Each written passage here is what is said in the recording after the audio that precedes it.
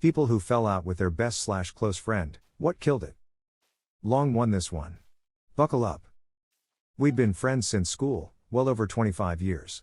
I'd been seeing my girlfriend, now wife, for a year or so, and we'd been invited to a wedding of one of her oldest friends who was back to the UK from Australia for a short period to get married.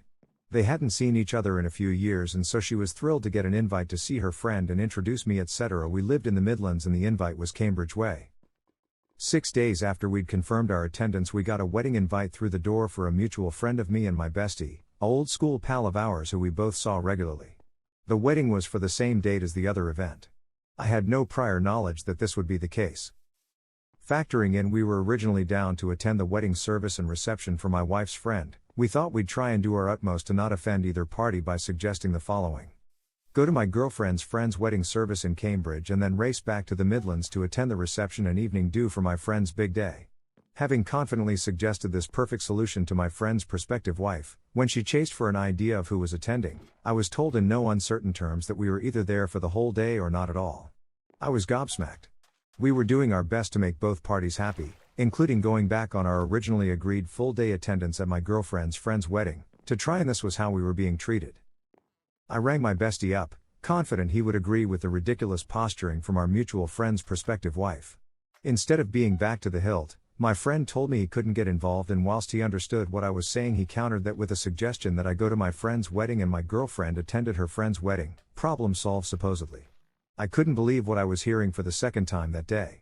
I told him we'd bent over backwards to be kind to both sets of people, especially when we'd had my friend's invite almost a week after the other invite, but he just wasn't having it and didn't want to get involved. He was best man for our friend.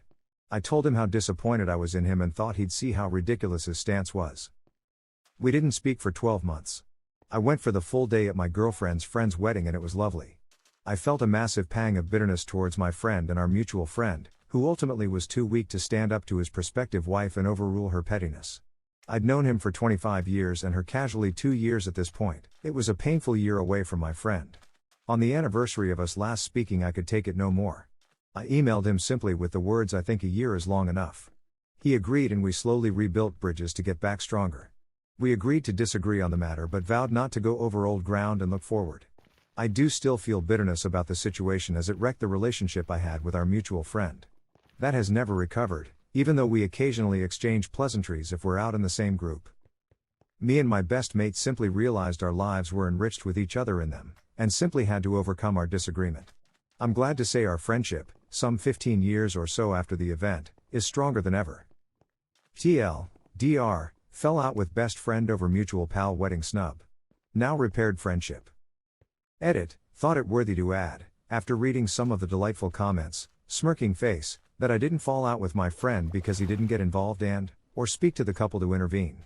I never asked him to. We fell out because I was disappointed that he didn't have an opinion when I asked him if me and my girlfriend were being unreasonable in our attempts to please both sides. I felt, rightly or wrongly, that our 25 years of friendship would allow him the comfort to have an opinion on such a matter, whatever it was. The irony is that we wouldn't have fallen out if he'd have told me his opinion, good or bad. I regret falling out and in the manner we did. Good close friend through high school. He was an only child of a single mother. Mom had to go out of town for a month during summer into freshman year of college. She didn't want him home by himself, so we took him in for the month. My mom woke up at 4 a.m. one day to get some water and heard noise from our den. Friend is in the pull-out sofa in his boxers with my ex next to him with no shirt but a bra on. Her hands shot out from under the cover and she immediately said we weren't doing anything. My mom let him stay one more night until he could find another arrangement.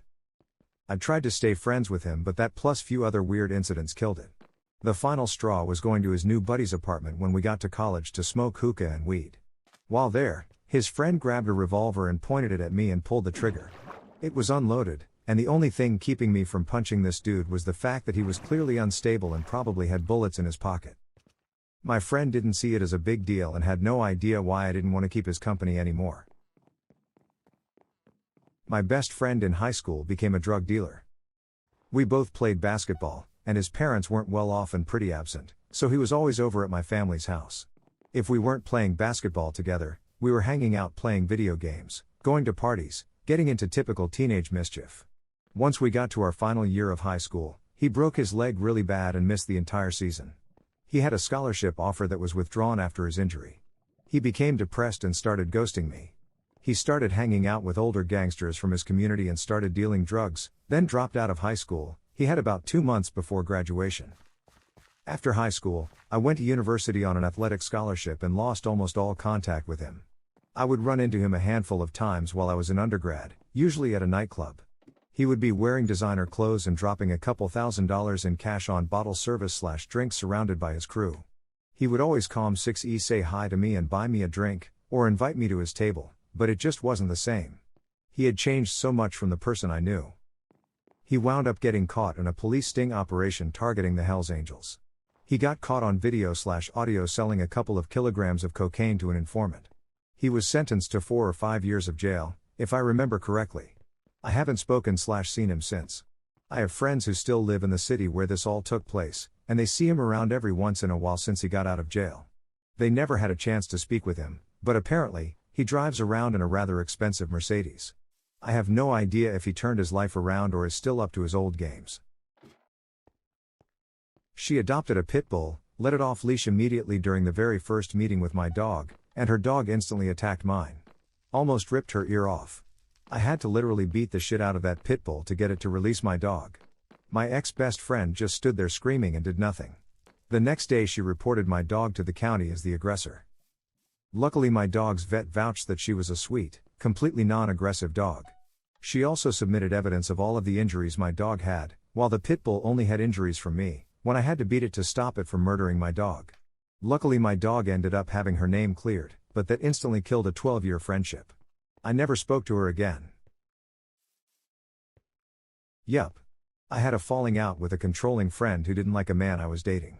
I was decreasing contact with this friend. The last night we went out, they asked me, what did I do? I ignored them. The man I was dating just so happened to be at the bar we were, and I went up and gave him a hug.